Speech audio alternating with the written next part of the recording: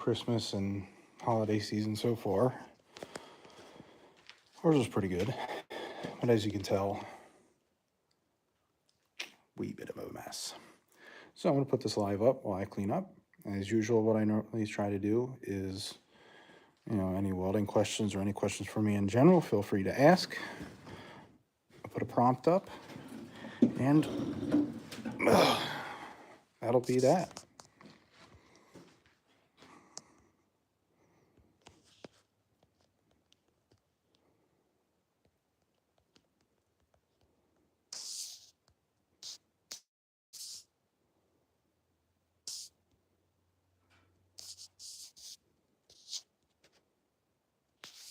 There we go.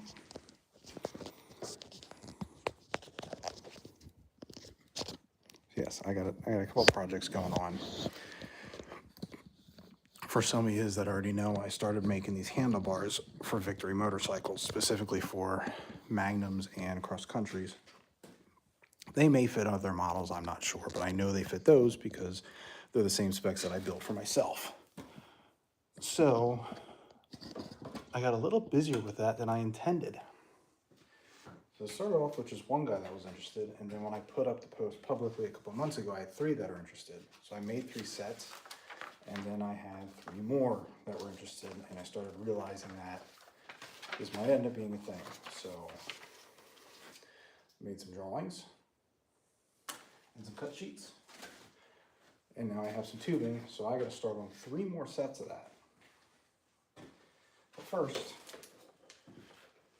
I have picked up a bunch of crap from a bunch of different places. I actually won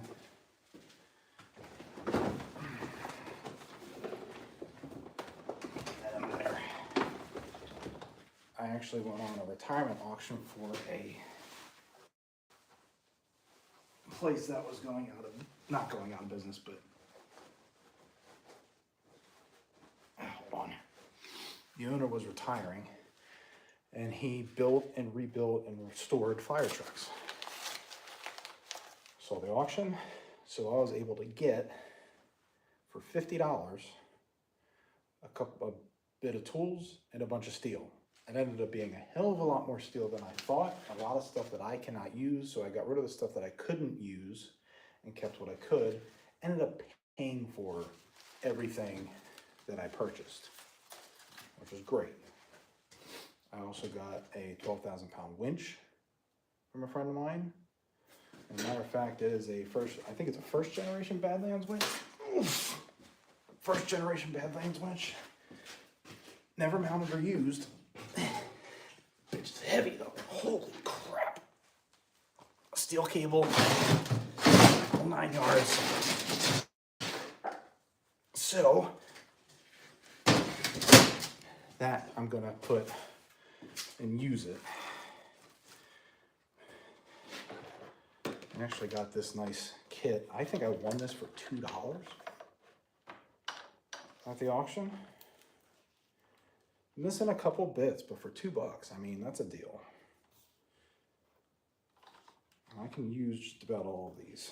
I got them more because my wife has all the Ryobi stuff, and this would be really good.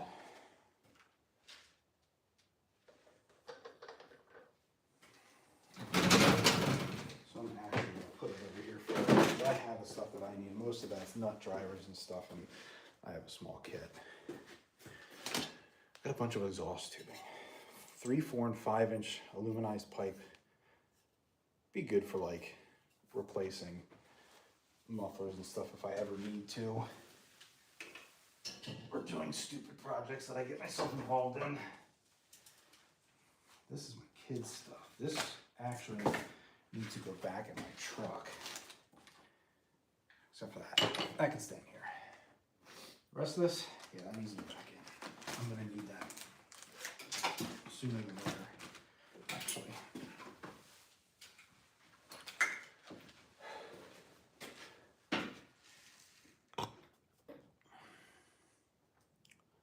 Currently in a blizzard here in Minnesota. Oh yeah, I heard they got some weather coming in. I'm over here in Pennsylvania.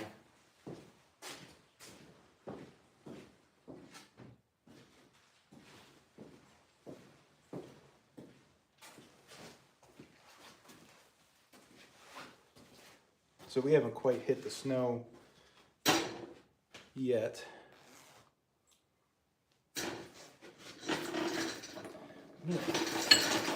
Box for some of this crap.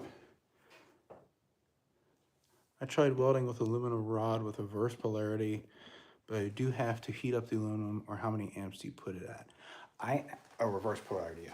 So I guess the question is what size rod? Yes, preheat definitely helps.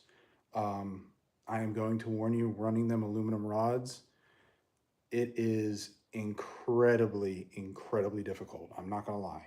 It's doable. It's more than doable. It'll work, but it's difficult. It's tough. If you're using a 332 rod, I'd probably be running upwards of maybe 75 to 80-ish amps if you're running on fit material that's 1/8 inch thick. And you're gonna have to move pretty quick. The welds don't come out looking that great. At least I can't get them to look great. They come out okay. I mean, they're definitely good welds. They're just not pretty welds. But I would say probably try 70, 75 amps. And if you have any arc control on your machine, put it on the stiffer side. Or, yeah, it's it's a tough thing to do. It works. It'll stick metal together and it does what it needs to do, but I would highly recommend grinding the welds down. I was a ghost. What do you mean by you were a ghost? But yeah, it's not an easy thing.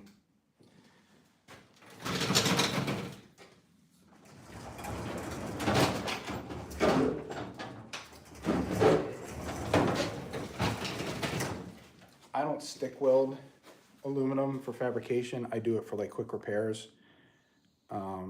Yeah, try it on stiff. Stiff seems to work better, especially with the amount of slag that comes off of that thing. It's disgusting.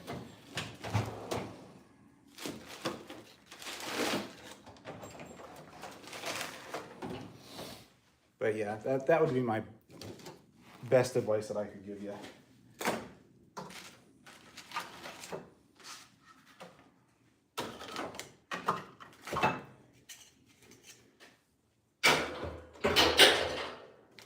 Why that's even still out here.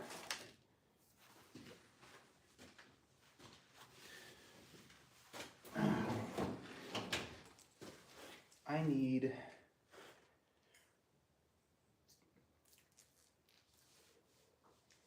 a milk crate or a bucket.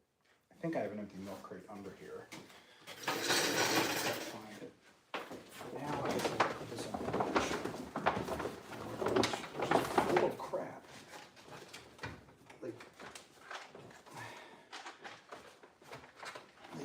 full of crap. I can't believe how much crap I've accumulated over the recent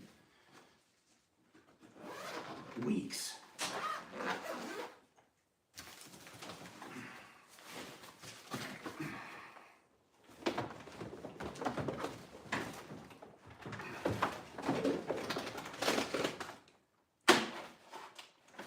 This has to be this week.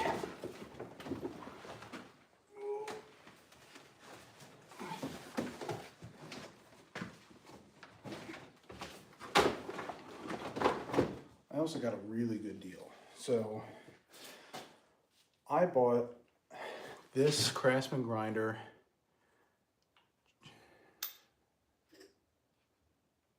Nose hanging from the ceiling. This thing, lift point. But so I got this grinder from Lowe's, Craftsman grinder, and really the only reason why I bought it was to run a wire brush on it instead of running my grinder that's corded, because my corded grinder has a lot of torque and it's very loud. This thing for $69, it's good for what it is. But I've also noticed the more I get into this stuff, the more battery powered stuff I like to have. Craftsman offers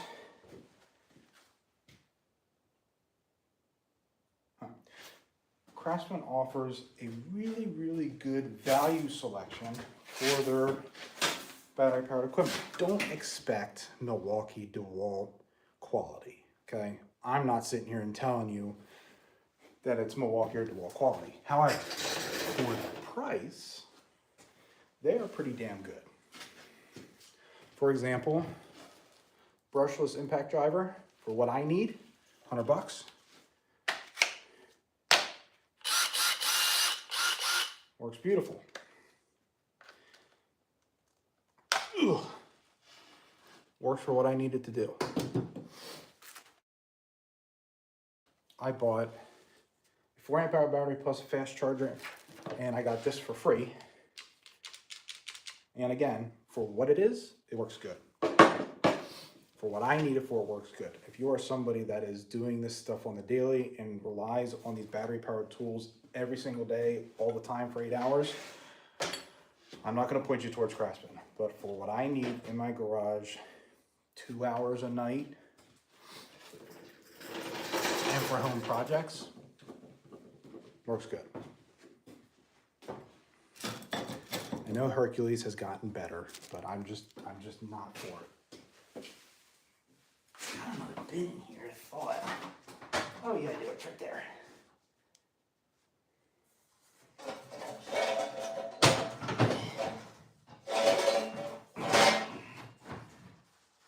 There we go. So I need to get a winch in here so I can put everything together. Yeah, I got the winch, I got the roller thing, I got the remote box for it. Pretty nice. So I gotta build a mount plate for this. That's gonna break my stand. I gotta build a mount plate for this, and I'm gonna put it on my hitch with a deep cycle battery. The other thing I thought about doing too is wiring a 7-pin plug to it. Actually, I still might do that because I can wire a 7-pin plug to it and charge a deep cycle battery while it's on my truck. Probably what I'll end up doing.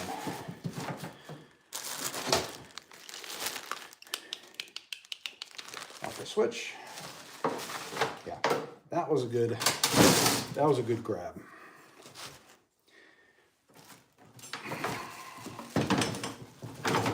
Keep that all together. I'll do something with that eventually. These are my welding rods, which for now I guess I'm going to put over here. Believe it or not, so I had my back of my truck fixed at a body shop, and they couldn't get a hold of these, so they ordered one for me and sent it to me. I actually got two. Has the cameras for a 2024 Chevrolet Colorado. So if anybody needs one, hit me up. They're $150 to $160 new. Give me $75, I'll send it to you.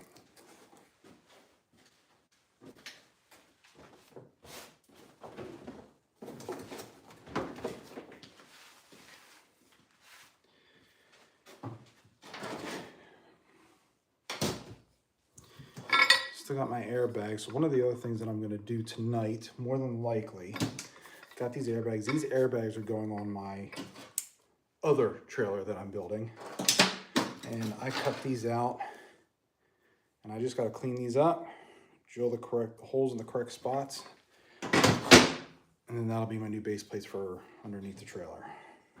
And then I can just bolt them on, hook that up, finish the trailer. That's it. I make it sound simple. So we're gonna put, I kind of want to see how this thing works, but I don't have anything to use it on at the moment.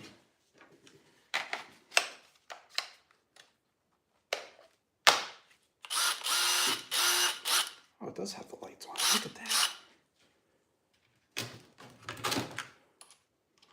Oh. I'm a tool, I think any of us that work blue collar are tool junkies. I wouldn't call myself a tool junkie.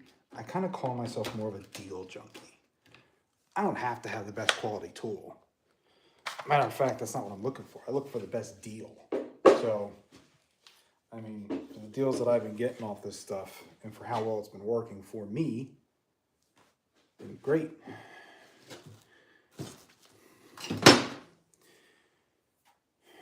I don't know what the hell I'm going to use this for. It came with that fire truck sale. I'll figure that out.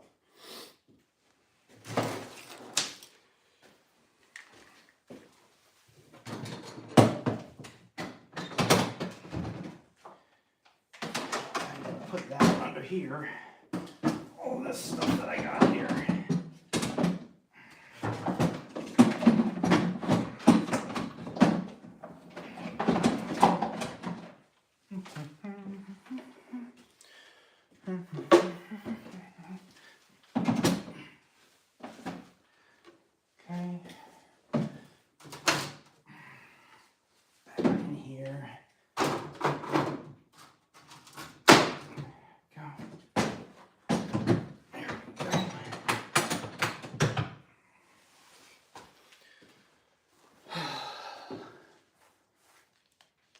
.08. Okay.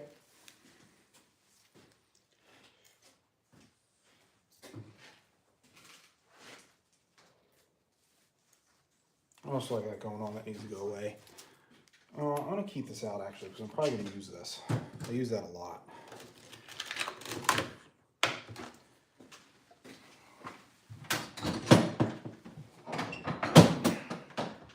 Put that in there. Keep that. These are the hoses for the airbags. These are my gloves.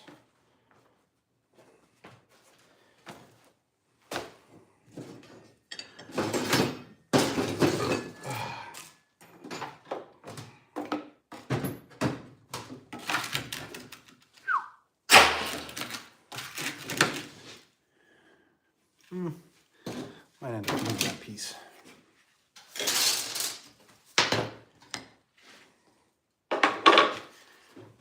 These are trash.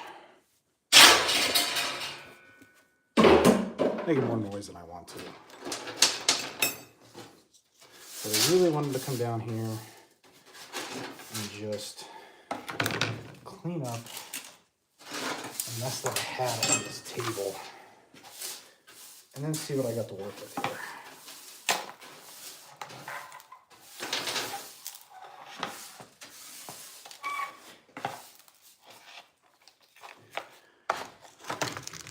You're about to crash out? Oh God, don't do 6-7 here. My daughter started saying it and I told her, it's almost like a curse word. Stop it. I don't get it. I don't care.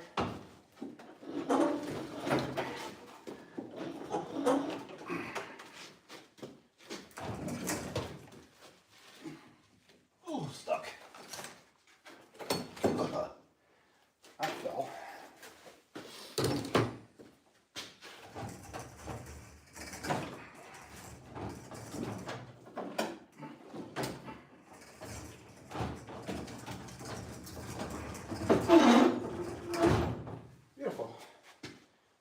What goes up there? Bottom wheel. I'm gonna need that. This is gonna go in my truck, but for now, I'm gonna sit right that. Okay. Good. Welder. I'm debating on getting rid of this weld cart because I almost never use it. I'm always right here. What I might do is build a shelf underneath and keep it under here like that. Oh, that's a project for another date. I got too many projects lined up.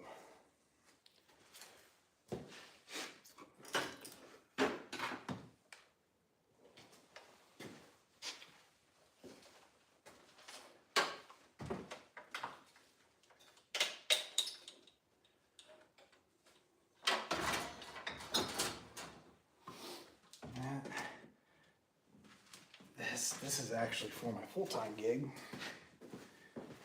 And I gotta do shit with that stuff. And and this plate that I will probably never use.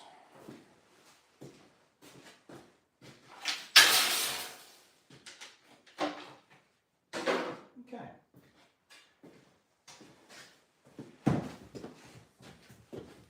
Let's get the ladder back where it goes. It's just so long to the back.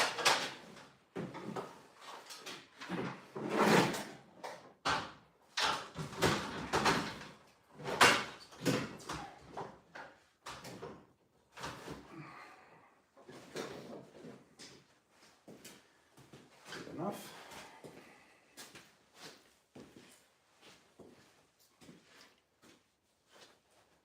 I kind of want to lift this table. I'm not luckily this time I'm not looking for anything. I'm just cleaning up. But now what I am going to do is I'm going to start measuring, and I can show you guys what I'm doing. One thing about welding is it's not always welding. So I've got these airbags that are going on my trailer. I've got mounting brackets that are going to sit underneath. This trailer is a very light duty trailer. This is not a big trailer. These are helper springs off of Tacoma.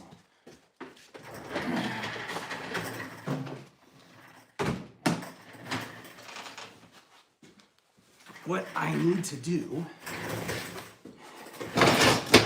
is drill a hole so that threaded nut can go over top, okay?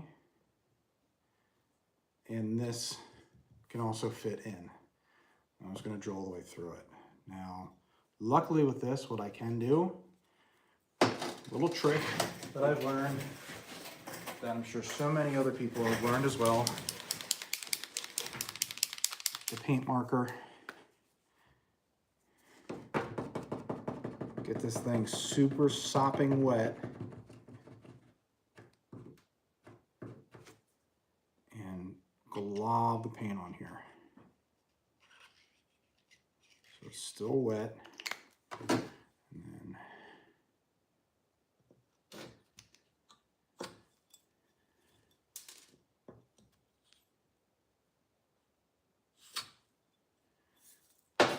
gives me a general area. It didn't work as well as I would have hoped.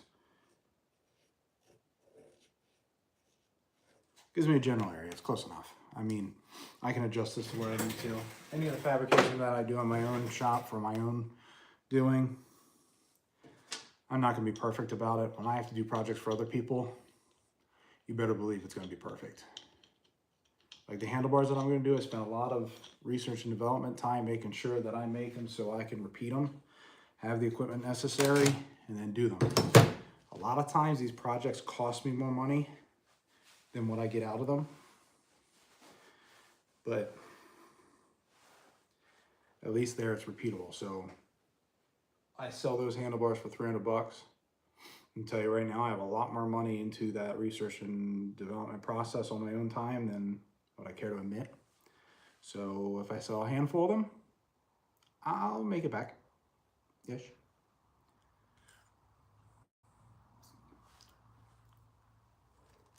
What helps is when you guys watch this stuff and comment and like it and share it, do all that. And I've been pretty fortunate lately for myself. This is just a side gig for me to keep me busy. I used to weld full time. I don't anymore, and I miss it. But at the same time, I don't really want to go back to it. I used to travel all the time, and you know, between the heat in the summer and the cold of the winter, it's taxing. I love it, and I wish I could do it every day of my life, but it is taxing on my body. And I've had my own health complications that have stopped me from doing more than what I want to, unfortunately. So now I'm an inspector. I still get out in the field. I still enjoy the weather. But at the same time, I don't have to endure the pain and suffering that some of the welders do sometimes.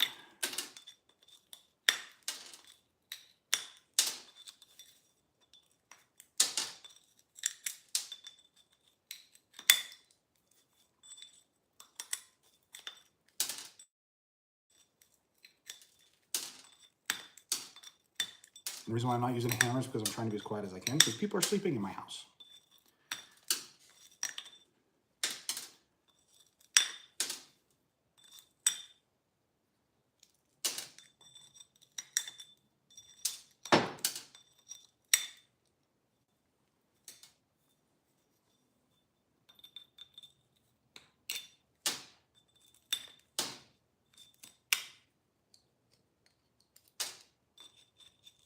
And yes, I will grind these up and clean these up so they look a little bit more symmetrical. But it is going under a trailer where nobody's going to see it. And it's my trailer, and I'm not selling it because, well, I don't like to sell home-built trailers for legal reasons. Now, if I ever get into the business where I end up making my own trailers and selling them, that's a different story. But I'm not in that business right now. But it could happen. I've thought about it. Because I'll be honest, the stuff that you can get off the lot, take a good look at them welds, man. They're not pretty. And I know a lot of guys that would pay premium dollar to have a trailer that is 100% solid.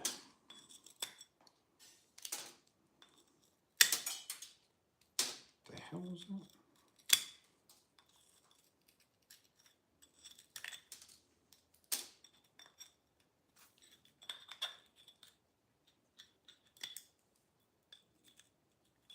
That one may not. There we go. Okay. That's pretty good. What welding machine would I recommend? Well, okay, before I answer that question,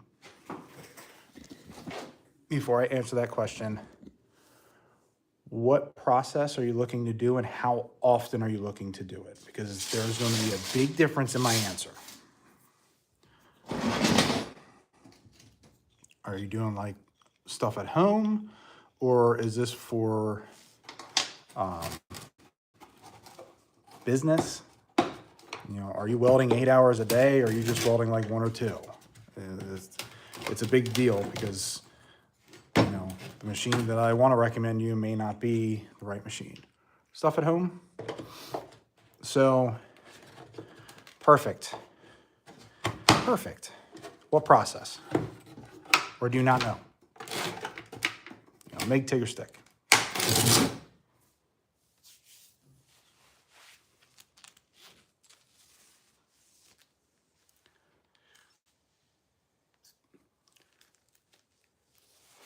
All right, so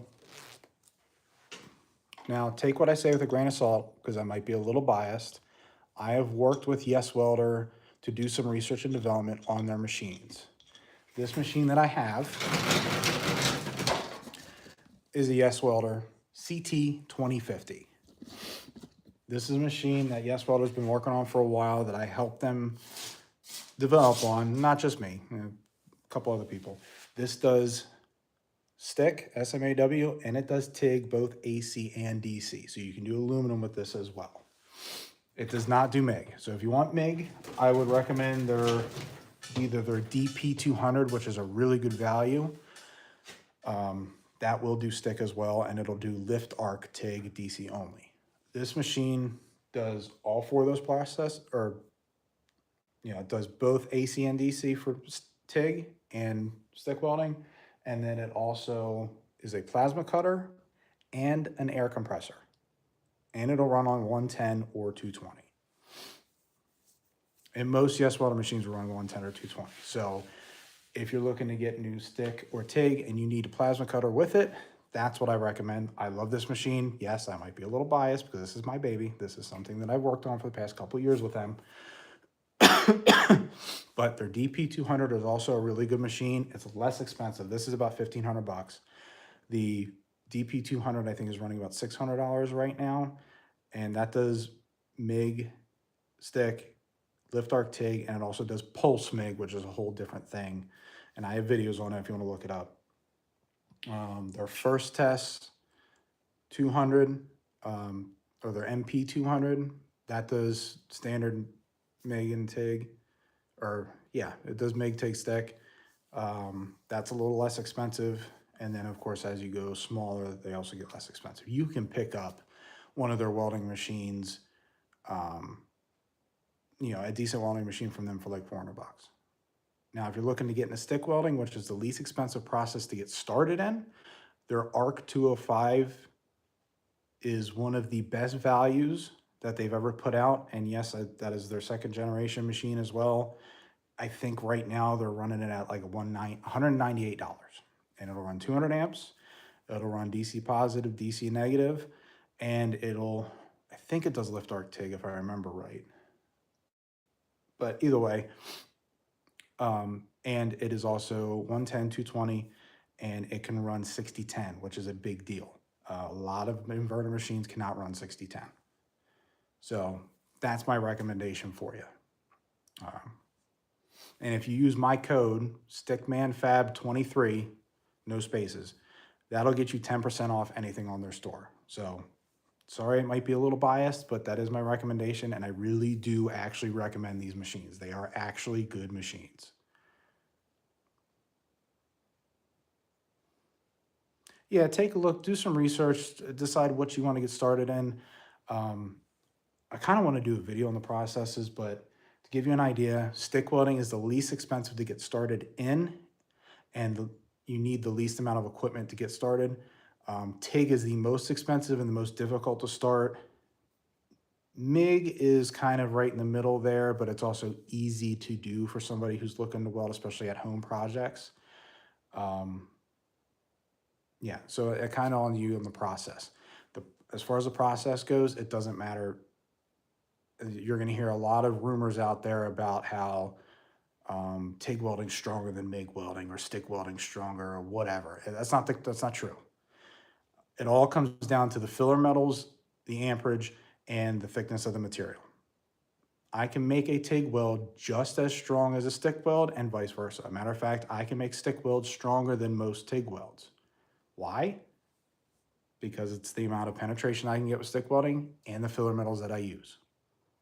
That's all it is. So don't base your decision just off of, well, everybody says TIG's the best. Well, there's caveats to that. I love TIG. I use TIG for a lot of things. Everything has to be clean, period. Stick welding, you can weld on rusty metal. Not saying I recommend it, but you can do it.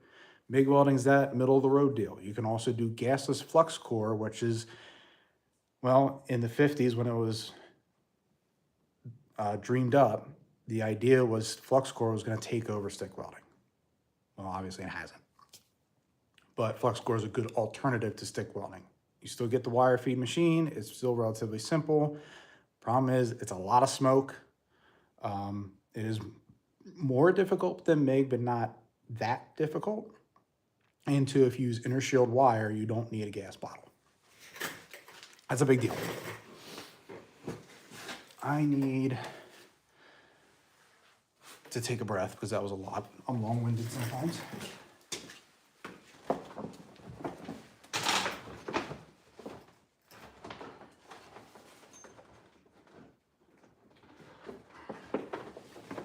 Drill bits. I need to know how big of a drill bit I need to get. Thank you. You as well, sir. Oh, it needs to be bigger than that. Son of a biscuit. I don't think I have a drill bit big enough. Well, that's gonna suck. Shut up.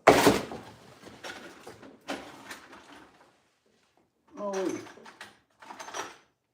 Maybe I do have a drill bit big enough. I don't know how sharp it is, though. Not very. Well, that's not any bigger. Let's go with a 5/8.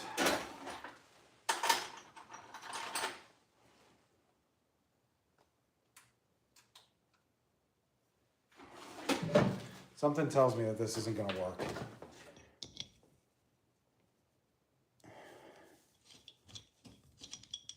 Is it 3/4?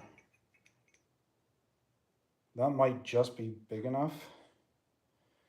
My concern is that that bit does not look sharp at all.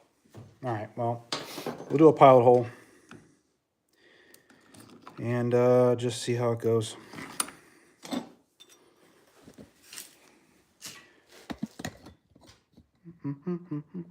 I've got too much shit in the way.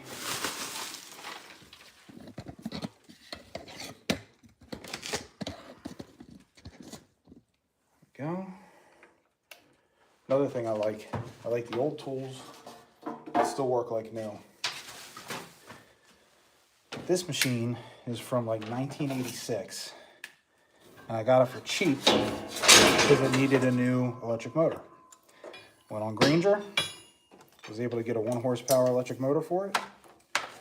Bam. It was actually very simple.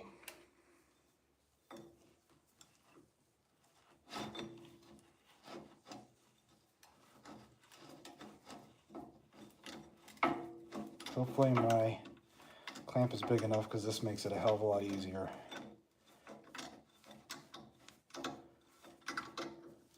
Might not be. Oh, it might be. Just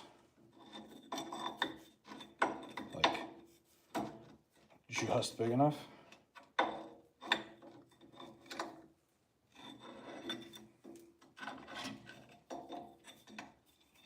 Yeah, like just barely fits in there.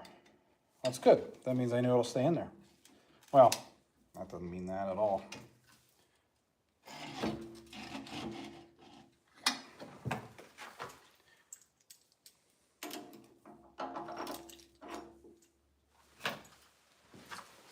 Broken a couple drill bits.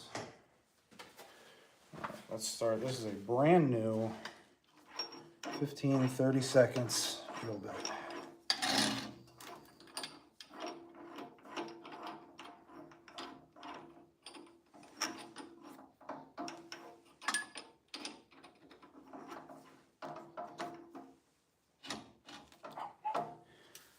Fix that.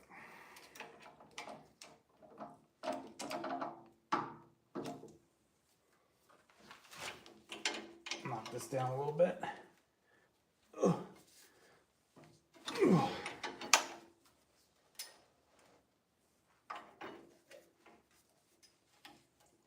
Okay, this is important. That's got to stay clean.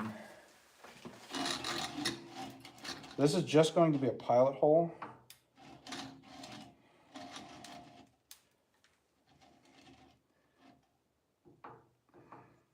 Should be good enough there.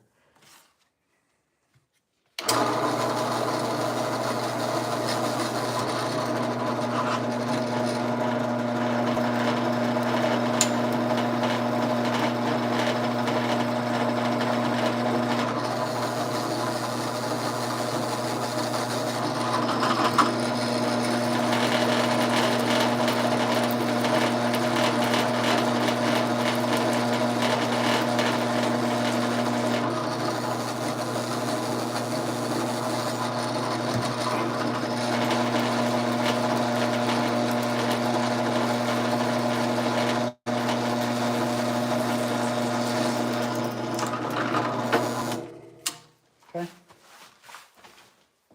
that was pretty easy. I had a little brush. Where'd it go?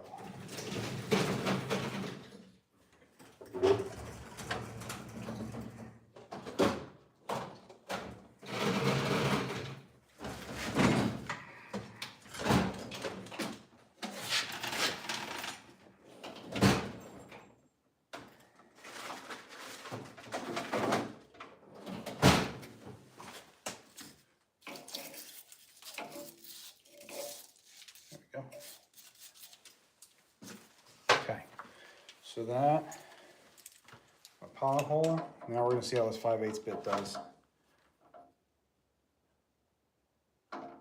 Recommendations for covering for fire safety. So what you can do, I've heard people do bed lining before. Now, what type of process are you doing over a wood floor? And is it like a plywood floor in a shed? Or like your deck, or what is it? Because in all honesty, if it's a little bit every once in a while, other than maybe a couple little black spots you might get, you should be okay. But if you want to be more safe about it, the other thing you can do is you can put these rubber truck mats down. They help a lot too. Shed. Yeah, so the plywood's kind of flammable. If you want to be safe, I've heard people do bed lining. They also make, like this is truck bed mat. That stuff is actually pretty good for it. For a cheap alternative, that'd probably be something that I would recommend. I have not had an issue with it. Don't quote me on that, but I haven't had an issue. So truck bed mat, Tractor Supply, I got a roll of this for like $79, and it comes in like an 8-foot roll.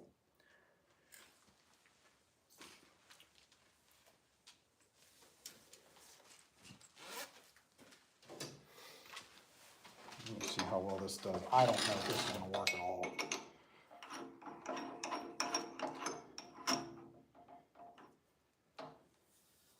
This bit's older than me. It's been sharpened a couple times.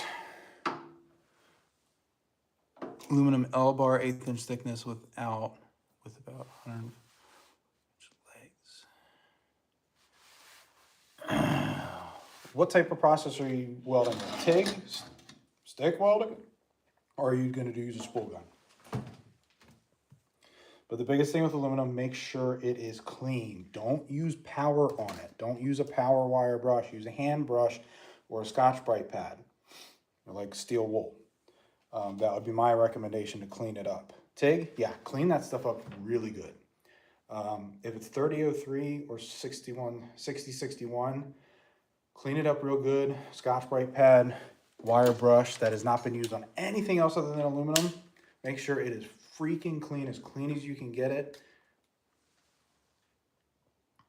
Try it with stick. Well, if you want to try it with stick, get 4043 rod. It's about 75 amps on the stiffer side of your arc control, and good luck. That's the best I can tell you. But with TIG welding, you got to make sure that shit is clean, like really clean. And then I would use either a pure tungsten or I would use lanthanated tungsten. And then when you go to ball the end up, don't grind on it. Keep it flat. And I usually use a piece of scrap aluminum to get it pre-balled.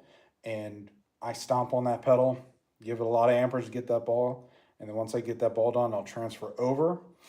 I'll adjust my waveform so that my waveform is on the cleaner side versus the penetration side. So you would want a lower hertz. If you had the option to change it, I would probably put it in somewhere of like the 80-ish hertz range, and probably 1/8 inch steel or 1/8 inch aluminum. What amperage would I use for that? I mean, I can tell you this much. For aluminum, I usually turn that all the way up, and if I have foot pedal control, I'll use my foot. I'll start off really hot and then back it off as I get that aluminum wet. I think you'll know what I'm talking about if you've ever done it before.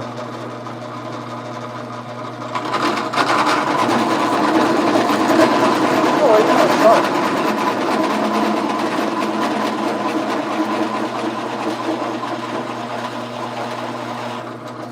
Drill bit's actually sharp.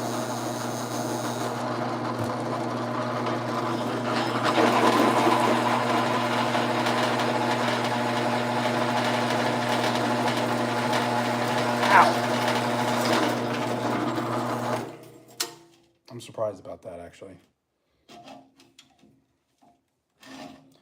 Well, good news for me then. The rag.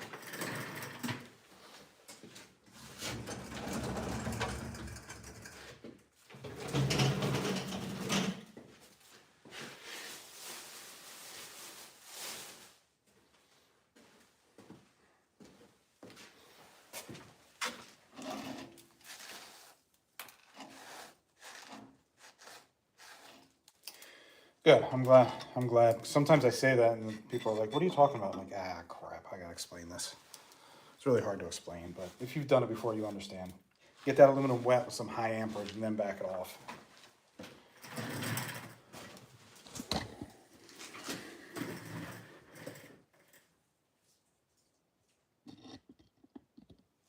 Yeah, so usually when I drill anything over like 3/8 of an inch, I'll start with a smaller bit to make a pilot hole, and then I'll use a bigger bit. It's less wear on the bit, and it goes a lot quicker than just bearing down. That fits beautifully. Holy guacamole. Look at that. That's a beautiful fit right there. All right, so I'm gonna do my little paint method again if I can find my paint marker. What the hell did I do with that thing? Great. I clean up my shop so I don't have to look for shit. And here I am looking for shit. What did I do with it? I just had it.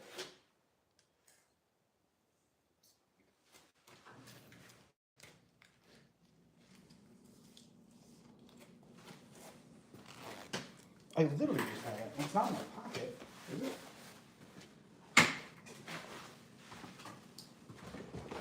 All right, well, I'm gonna grab another one. This is not the same one. This is my old one. Still got some life left in it though. Yeah, I didn't even need to deburr it. That was, yeah, this marker is.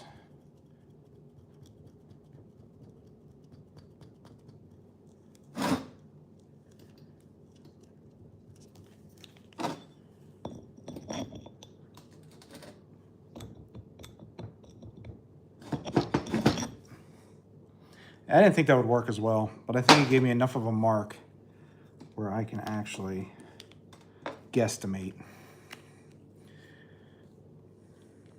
Now my caliper's battery's dead and I wanted to get more batteries today, but I forgot. So we're gonna do an approximate guesstimation with the tape measure and get an idea as to how big that little dot is there. I think it's 1/2 inch. It's right at 1/2 inch, yeah. Good. So again, I'm gonna pick a smaller bit. 1/4 by 20. 1/4 inch tap, both blind and full through holes. Oh, brass. Okay, so there's a characteristic about a lot of brass alloys that people don't realize. Brass tends to work harden. And what I mean by that is the more stress you put on it, the harder it gets. It's weird. And people don't realize that, so they start, like for example, that's the reason why a lot of valves and stuff are made of brass, is because when you put pressure on it, they actually get harder and stronger. And if you compress brass, it does the same thing. So when you're threading it, lots of oil and slow. 1/8 inch thick, yeah. Make sure your tap is really sharp. Make sure your tap is really sharp and go as slow as you can reasonably go. Because the one thing about brass is that if you work it too hard, if you work it too much and get it heated up, it'll get hard, believe it or not, and then it'll end up just like splinters. It's weird. So use a decent amount of oil and just nice, slow turns. No impact, for the love of God. Don't be that guy.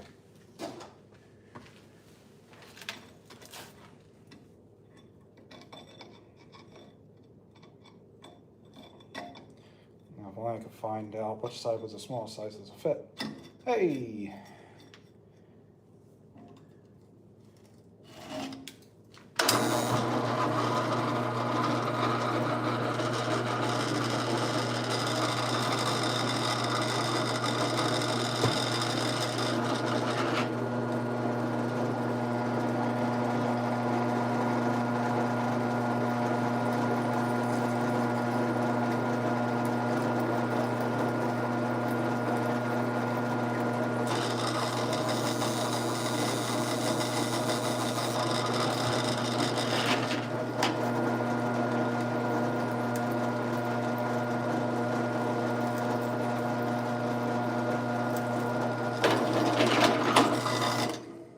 Okay, that's done.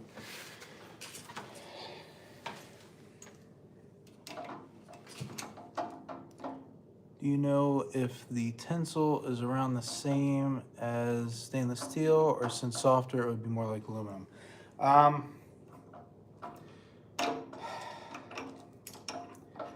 It really depends on the brass alloy itself.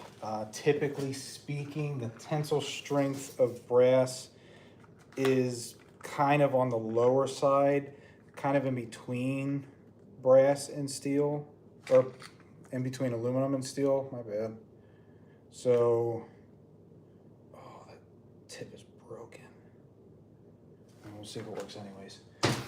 So, it's on the softer side as far as tensile strength, but it's not, it's stronger than most aluminum alloys that you would work with, but not as strong as a steel, that's for sure.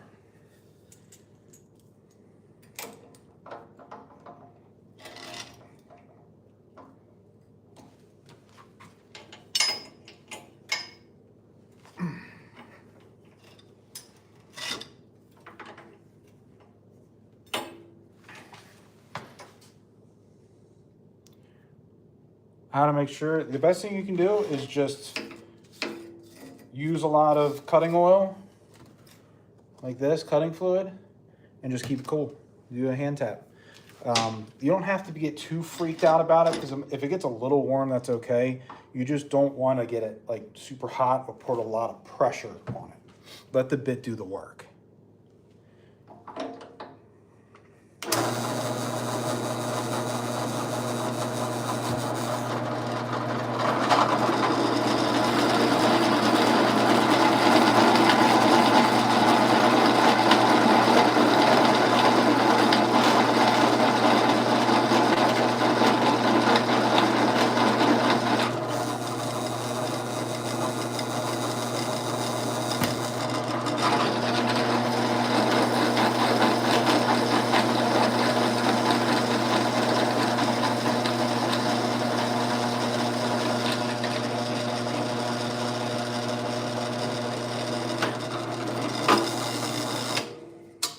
Beautiful.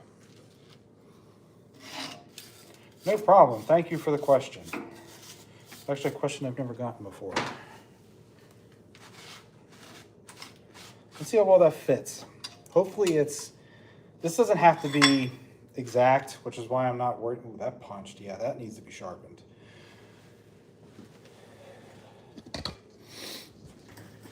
So I'm not terribly concerned about this being perfect.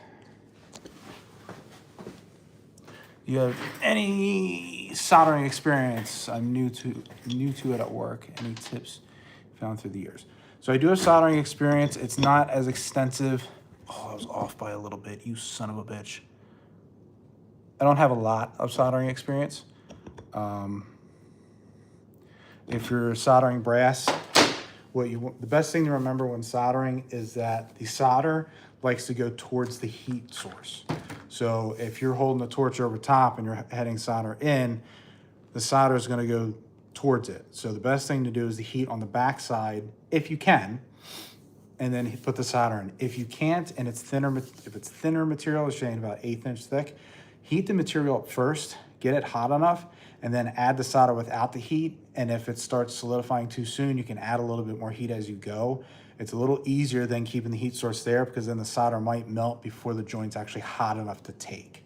Also, make sure that the material is very clean, brush it off real good, Scotch-Brite, make sure it's nice and shiny.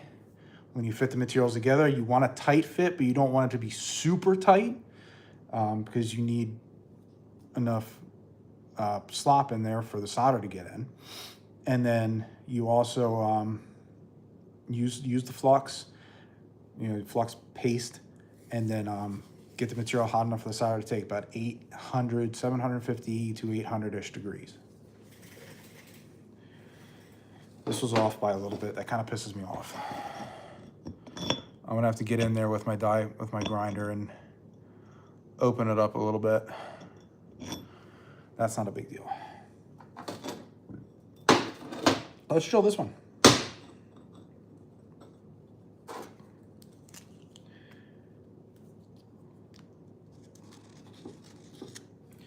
And do right through the center first. No problem. Like I said, soldering experience is much less than my welding experience, but I have done it. I've done soldering brass and copper for multiple different reasons. Mostly just for quick repairs, not really for anything terribly important. Well, I guess a gas service is actually kind of important, but I think you get what I'm saying.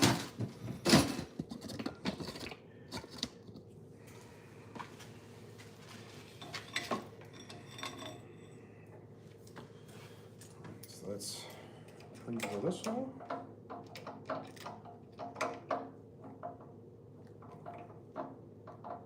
It's only 10 o'clock.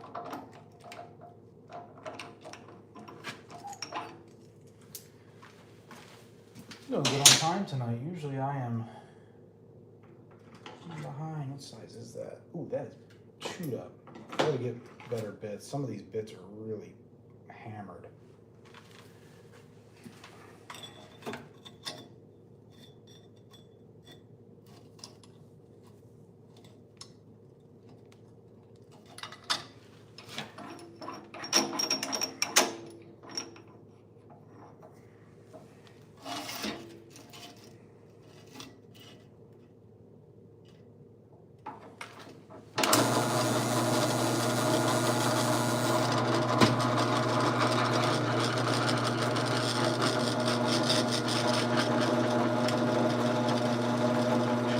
Yep. That one's completely shot.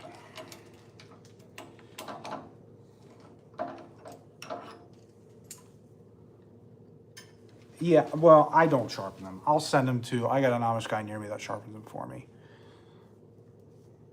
A lot of times he'll charge me like 20 bucks to sharpen all my bits, but a lot of other times I fix a lot of his equipment. So there's been a lot of times where we just kind of trades. So I'll fix some of his stuff, or I'll weld some of his stuff, and I'll take a bunch of drill bits over and sharpen them, take my chainsaw blades and stuff.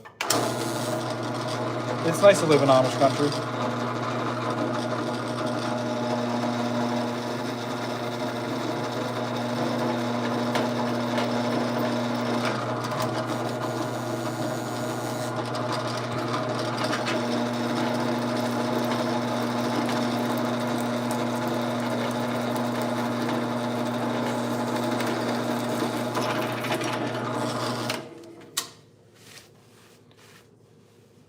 Stovecraft, yeah. Actually, there's a lot of guys around me that do wood burning stoves and build them.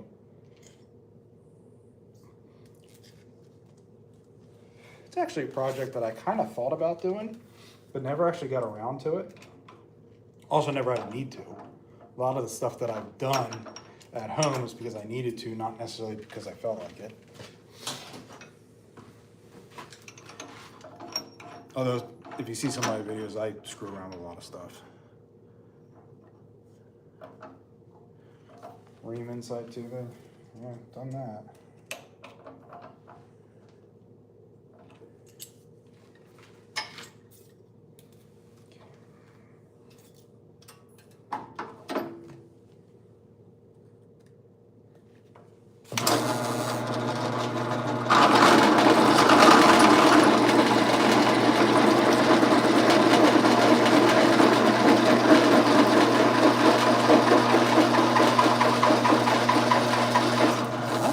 Very surprised that this bit is as good as it is.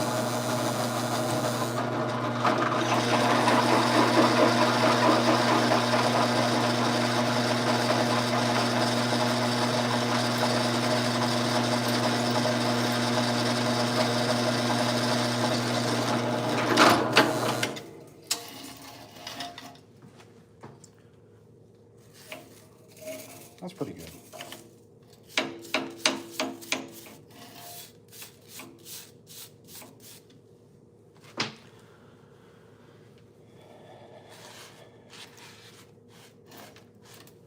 Okay. That looks really good. Okay.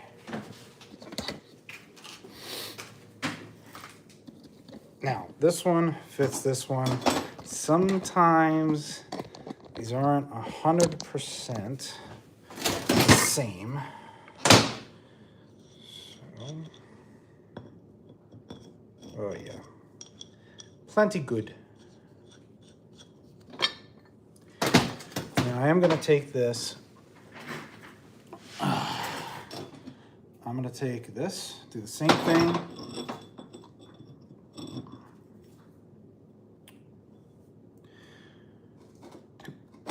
Oh, fuck.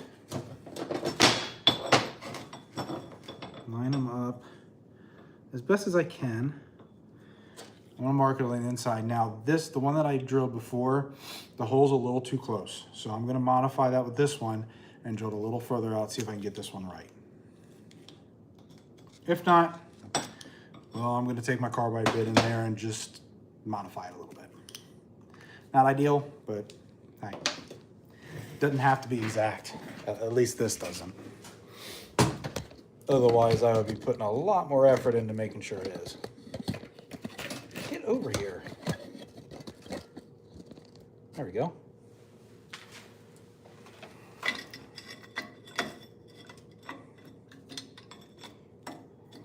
Which way did it go?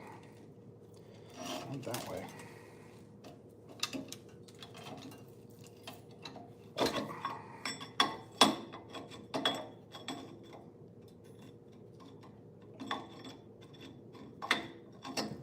There we go.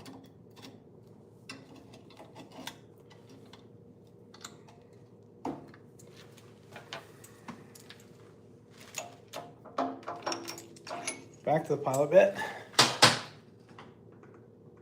Where'd it go? Is that my pilot bit? I guess it was.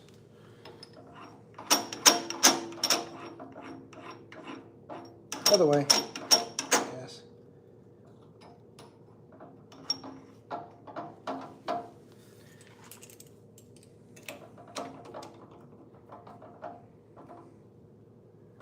Do I have a preference between shop and field?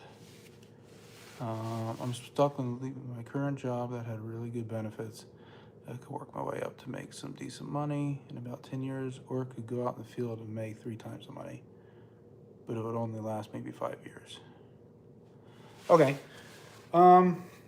that's a good question. Now, if you're asking for my personal opinion is I will choose the field over a shop pretty much any day if I had to choose between one or the other.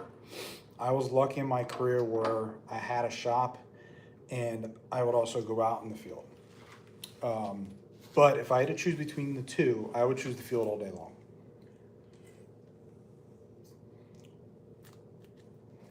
I am the type of person that does not like to sit in one spot all the time, and I like structure. I like everything being the same, but at the same time, I get bored very quickly. So the fact that I get to move around and travel to different projects is a big benefit to me because it keeps me busy. Now, you said that it only lasts 5 years. In my personal experience, 5 years can change a lot. So taking the chance, now remember, this is my opinion. You got to decide what's best for you. In my opinion, if I was in that position, I would personally take the chance, go out in the field for the 5 years, and then when the 5 years is coming up and it doesn't look like it's going to last any longer, I would start searching for other positions. Bank the money that you got, don't spend it, because then if you get another job and say the job's not as good money as what you would hope for, then you got some money to fall back on just in case. But if you gave me those options, go to the field, make 3 times the money for 5 years, or going to a shop, work my way up in 10 years to make more money, I'm gonna go to the field. I'm gonna take that risk. That's just me though. You decide whatever it is that makes you the most comfortable. That's just what I would do.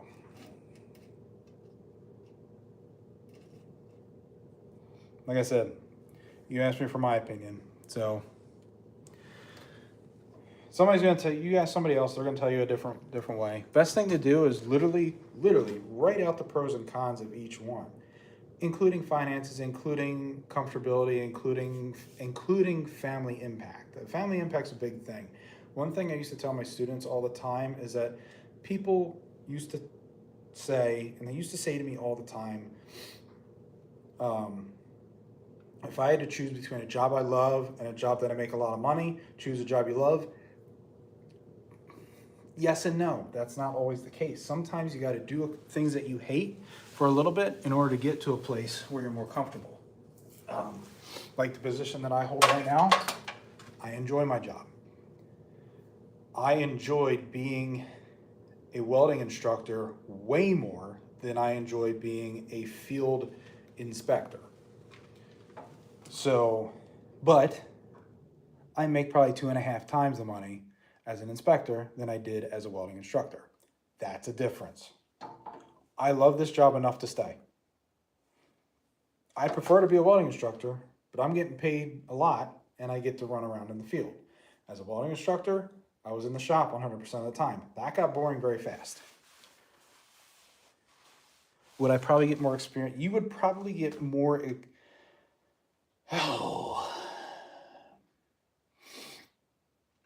The short answer to that is no.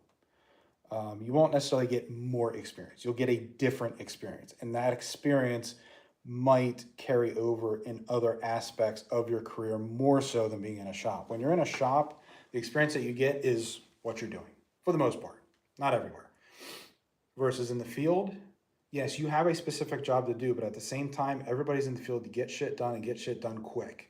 So if you have to jump on another part of the project or learn something new on the fly, that's part of it, at least in my experience.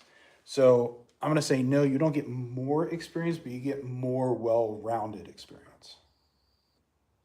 Whereas in a shop, you get more experience on the exact thing that you're tasked to do. The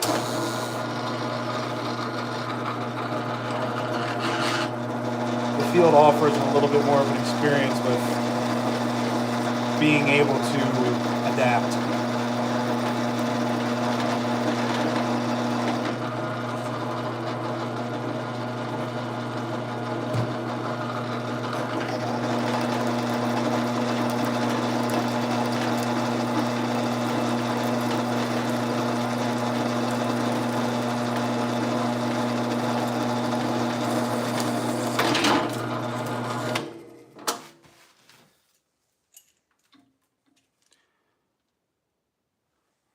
Yes, sir. You have a good rest of your night as well. Appreciate all the questions. I love doing this. This is fun.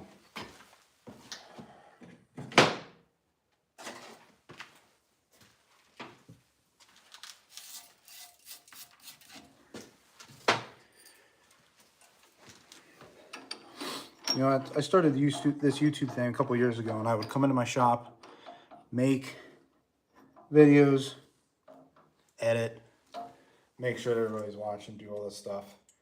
You know, try to adhere to the algorithm and what it wants and all this fun stuff. But doing these lives and just putting up a prompt like, hey, ask me questions, I personally enjoy this a lot more, and I feel like it gets me more of a footprint out there as well.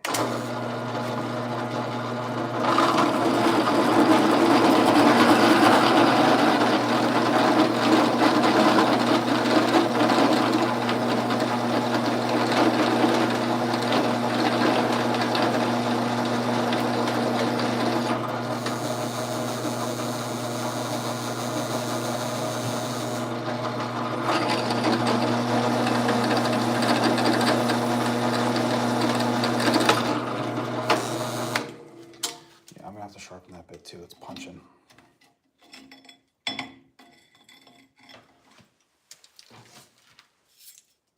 only thing I don't like about this cutting fluid that I use, the CRC stuff, it dyes my hand blue. It gets everywhere. That one wasn't as bad. That one didn't punch as bad. You guys make a lot of noise, why don't we?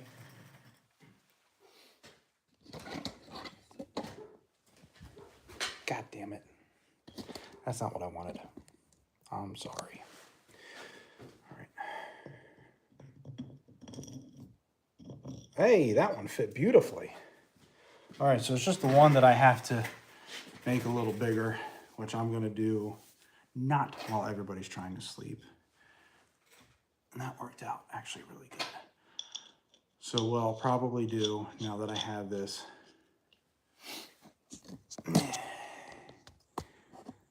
That fits up pretty good.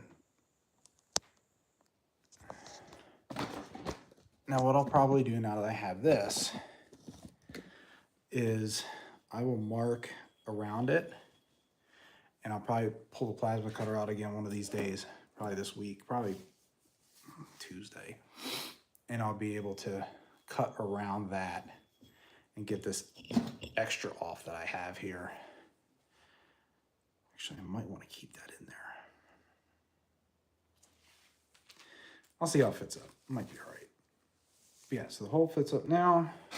Then what I can do is put the fittings in there, and then I got to make a couple triangle brackets here so I can hang it off of the... Actually, I shouldn't need to do that. I might put some gussets in. That'll be about it.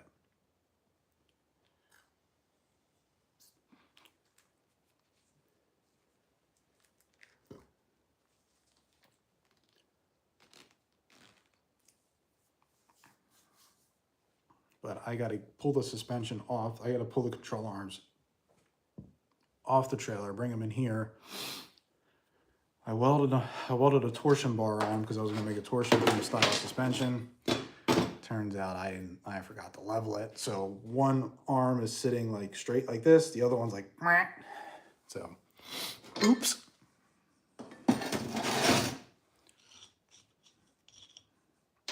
Nice thing about torsion beam is that right in the center of a torsion beam suspension, that center, that bar, there is zero tension on that bar ever. So what I am able to do there, oh, that is so close.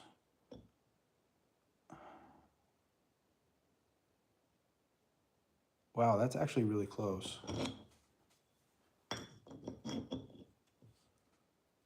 Huh.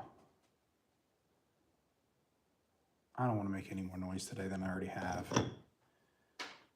Anyways, with the torsion beam, what I can do is I can cut the center and then make that weld, make a full penetration weld in the center. That way I don't have to worry about torsion on a weld anywhere. That one's pretty close to the center right there. Oh, no, it's not. That's better. That actually works really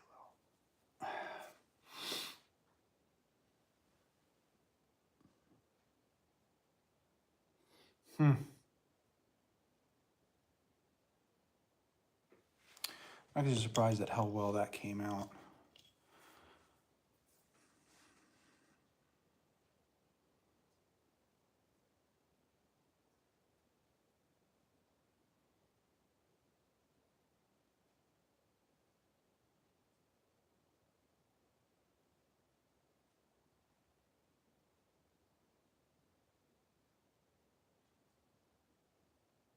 But yeah, so I'll have to fix that, put the suspension back on, bolt these back up, and then I can put the weight on the suspension under the where I want it to sit, tack it where I need it, weld those, and then if I have to put one or two gussets in, I can do that. I'm hoping. I may not have to if I set it up right.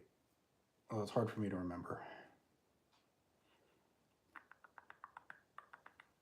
Is there anything else I needed to do down here?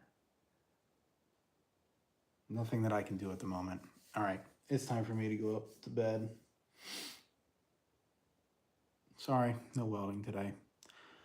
Next time, more than likely Tuesday night, I'll be back on, do some welding.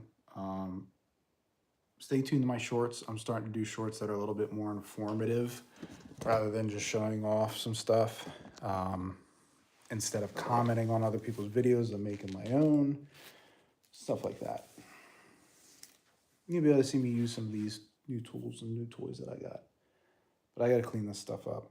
That's one thing I got to get out here and do. Good thing is most of this is cleaned up.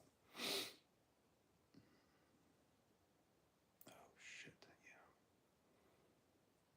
Yeah. Yeah, that's going to be it. Thanks for watching, everybody. I'll see you later.